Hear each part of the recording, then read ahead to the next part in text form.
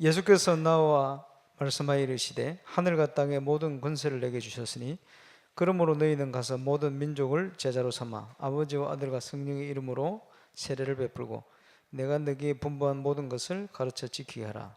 볼지어다 내가 세상 끝날까지 너희와 항상 함께 있으리라 하시니라. 아멘. 성경은 예수님에 대한 기록입니다. 그 중에서도 예수님의 권세에 대한 기록이 주목적입니다. 나중에 찾으시고 저를 보시면 돼요.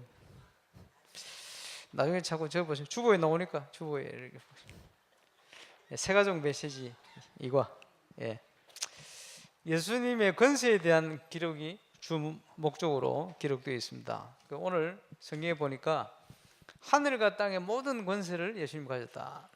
하늘의 권세가 뭘까요? 천사들, 그죠? 악한 영들, 이게 좀 하늘 아닙니까? 땅의 권세가 뭡니까? 대통령, 경찰 이런 권세 있죠. 이런 걸 포함하는 겁니다. 이 모든 권세를 우리 주님이 가지고 있다. 하늘과 땅의 모든 권세를 내게 주셨다. 부산 임마누엘교회에서 그 부산역 찬양전도를 하는데 사람들이 자꾸 밀어 넣어 가지고 경찰서에서 와가지고 이거 자꾸 막고 이래요. 그렇게 이제 경찰들하고 이제 부딪힘이 일어나는 거죠. 그렇게 있는데 뭐 계속 부딪히니까 기도하게 되잖아요. 기도하는데 바뀔 때가 아닌데 서장이 딱 바뀌어버렸어요. 하나님 바꿔버려. 이런 역사가 일어납니다. 제가 바누아투 대통령을 초청을 하는데 초청 보고하는 그날 대통령이 데려가 버렸어요. 하나님께서. 그게 뭡니까? 그래서 바꿔버리는 거예요. 대통령이 바꿔버리고 그게 뭐냐? 하늘과 땅의 모든 것을 예수님이 가지고 지금도 역사를 하고 계신 증거입니다. 필요하면 시장도 바꿀 수 있어요. 그 권세를 누가 가지고 있냐? 우리 주님이 가지고 계시다. 그래서 하늘과 땅의 모든 권세를 예수님이 가지고 계시다. 그런데 예수님이 오셔서 세상 권세를 깨뜨려 버렸어요. 세상 권세, 어두움의 세상 권세를 무너뜨려 버렸습니다. 그러면 세상 권세이 뭡니까? 요한복음 16장 11절에 보면 예수님께서 사단을, 마귀를 세상 임금이다 이런 표현을 써놨습니다. 심판받아 버리죠. 예수님 통해서. 고린도후서 4장 4절 5절에 보면 이 세상 신이다 이렇게. 이 세상 신이 그리스도의 복음을 영광이 비치지 못하러 가린다. 어떻게 가립니까? 복음이 안 들려요. 복음 얘기하려면요, 머리 아프다 머리 아프다 그런 얘기 하려면 오지 마라 이렇게 하죠. 교회 오면 잠이 와. 왜? 들으면 큰일 나니까, 구원받으니까. 그래서 그게 뭡니까? 이 세상 신이 불신자들의 길을 가리는 거예요. 그걸 못 듣게 만드는 거예요. 그지? 여러분 복음을 듣고 이해됐다는 것은 하나님의 성령의 역사입니다. 구원받은 증거죠. 이 세상 임금. 근데 에베소서 6장에 보니까 이 사단이요, 어떻게 역사를 하느냐? 정사와 권세자들, 권세와 어두움의 세상을 주관하고 하늘에 있는 악한 영들 이렇게 움직이고 역사를 합니다. 그래서요, 정치인이나 그지 힘든 사람들을 만나보면 전부 점쟁이들 말도, 한국에는 점쟁이 말 듣고 막 움직이고요. 결정하고 판단하고. 왜냐? 이게 묶여 있어요. 문화가 전부 어둠의 문화예요. 그죠? 자꾸 영적으로 죽는 문화예요. 그래서 우리가 세상 문화를 보고 마음이 아프고 상해야 되는데 동화돼 버리면 뭐가 뭔지를 모르는 거죠. 그 속에. 그죠? 악한 영들. 이게 어디서 나온 뿌리냐? 보면 시작이 창세기 3장부터 시작이 되었어요. 인간의 역사였죠. 창세기 6장처럼 지금도 역사를 하고 있습니다. 네피림의 역사를. 하나님 없는 성공, 바벨탑. 이렇게 지금도 함정을 파놓고 인간을 유혹합니다. 이 세상 임금이. 이래가지고 다른 걸 볼 수가 없어요.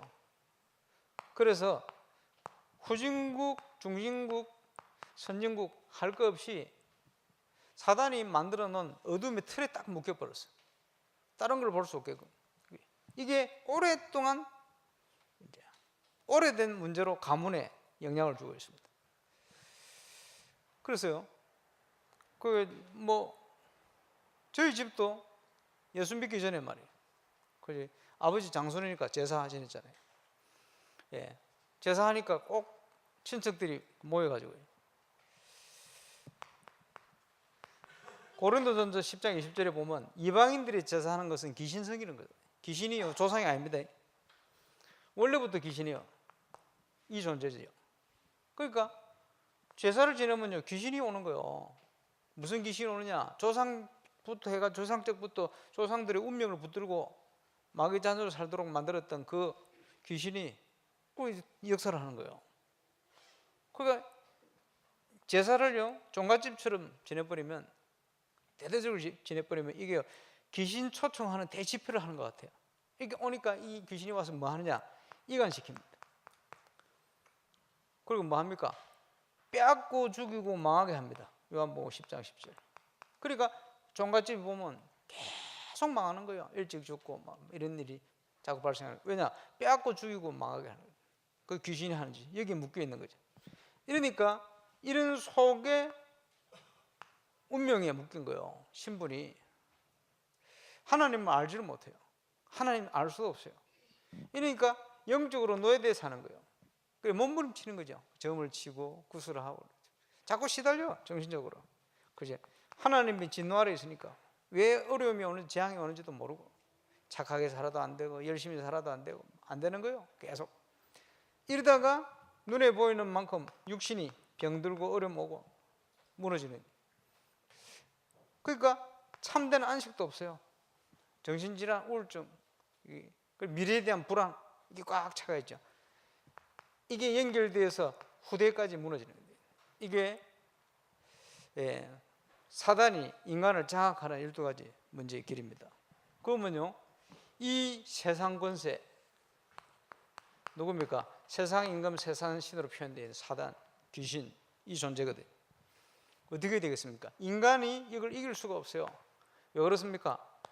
하나님을 떠나서 죄 가운데 빠져있기 때문에 영적으로는 아예 사단의 손아귀에 붙들린 겁니다. 마귀의 자녀를. 그래서 이 문제를 해결할 수 있는 유일한 길로 예수님을 보냈는데, 구약에 예언하신 겁니다. 뭐라고 예언했습니까? 구원자가 오는데 여인의 후손으로 올 것이다. 아담의 자손이 아닌, 죄 있는 아담의 씨가 아닌 여인의 후손이 와서 이 뱀의 머리를, 건세를 깨뜨려 버릴 것이다. 그렇게 예언된 겁니다. 그리고 그 예언대로 예수님이 오시게 되는데 피 흘려 죽게 될 것이다. 구약 성경에 계속 이 얘기를 했어요. 그 이 약속을 놓쳐버리면 당장 사단에게 붙들려 버려요. 그래서 우리가요, 예배에 실패하면 어떻게 됩니까? 창세기 4장 1절 20절 가인처럼 붙들리는 거예요. 속이는 자예요, 죽이는 자예요. 이런 문화 속에 살게 되죠. 그래서 마귀가 각인시킨 것들, 뿌리 내려놓은 것들, 그 체질대로 자꾸 살아가면서 빠져나오지를 못해요. 묶여가지고. 그 사단이 만들어 놓은 거 아닙니까? 함정이 올무에 묶여 있는 거예요. 그러니까 교회 다니면서 점치러가 네피림 시대 똑같은 거예요. 전기가 나오면 뭡니까? 그거는요 구원받지 못한 거죠. 종교생활 하는 거죠. 빠져나와라. 어떻게 빠져나옵니까? 방주를 지어라. 방주 안에 들어가도록 구약 성경에 예언한 겁니다. 그래서 절대 잊지 마라. 그래서 만들어 놓은 게 세 절기인데 6월절이죠. 재앙이 신이 오는데 양의 피를 바르는 집을 건너가요. 유월한다. 유월 건넌단 말이에요. 재앙을 받지 않는다. 이렇게 구약 성경의 그림자로 예언으로 보여주신 겁니다. 신약 성경에 성취되었어요. 그래서 죄를 범하는 자마다 마귀에게 속하나니 하나님의 아들이 이 땅에 오신 것은 마귀의 일을 멸하라 하심이라.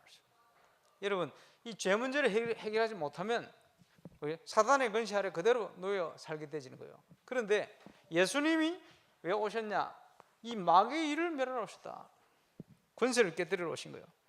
그리고는 우리에게 길을 열어버렸습니다. 내가 곧 길이요 진리요 생명이다. 나로 말미암지 않고는 아버지께로 올 자가 없다. 그분이 오셔서 십자가 위에 예언하신 대로 단번에 우리의 모든 문제를 십자가에서 해결해 버렸습니다. 그래서 예수님이 오셔서 인자로 오셨기 때문에 그 인자됨을 인하여 심판하는 권세를 주셨다. 그리고 인자로 오신 걸 인하여 죄사함의 권세를 가지고 계시다. 그 유대인들은 이것 때문에 핍박했습니다만은 제사하는 권세가 하나님께만 있거든요. 그게 하나님 아들 하나님이 제사하는 권세를 행하니까 네 제사함을 받았다 이러니까 유대인들은요 예수님이 구원자인지 모르잖아요. 하나님 아들 하나님인지 모르잖아요. 그러니까 참담하다 이래가지고 예수님 핍박하기 시작했죠. 인자로 오셔서 제사함의 권세를 행하신 겁니다. 그리고 그 결과로 흑암의 권세 아래에 있는 우리를 하나님께로 빼내버렸어요. 그래서 예수님이 모든 이름 위에 뛰어난 이름을 예수님께 주셔서 모든 이름을 그 이름 앞에 무릎 꿇게 함으로 하나님 영광 받으시는 구원의 역사가 일어나는 이런 응답을 약속하신 것입니다. 그러면 이게 사실이라면 어떻게 우리가 이 축복을 누릴 수 있습니까? 증거입니다. 이 예수님을 구원자로 알고 영접하는 자, 곧 그 이름을 믿는 자들에게는 하나님의 자녀가 되는 권세를 주셨다. 증거입니다. 하나님 자녀 되면요 전기가 안 나오잖아요. 귀신 들린 자가 딱 알아봅니다. 왜? 그 권세가 꺾였거든. 그 하나님의 자녀라는 증거로 기도하면 응답받습니다. 기도하는 자, 하나님의 자녀의 기도하면 성령으로 역사하시죠. 그리고 우리가 연약한 줄 아시고 우리 속에 보혜사 성령으로 함께 하신다. 그리고 보혜사라는 말이 요한복음에만 한 3번인가 4번 나오는데요. 보혜사는 누구냐? 표현입니다. 성령에 대해서 창세기에는 하나님의 신이 수면에 운행하시니라 이렇게 표현했어요. 그 성령님을 표현하다 보니까 그런 식으로 표현했어요.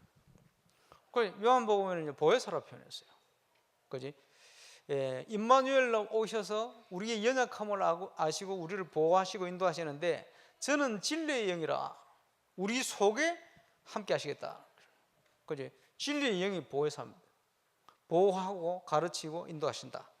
우리의 연약함을 아시고 보혜사다 이렇게 표현했습니다. 그리고 이 보혜사 성령께서 예수 믿는 순간 우리 속에 오셔서 죄와 사망의 법에서 우리를 완전 해방시켜버립니다.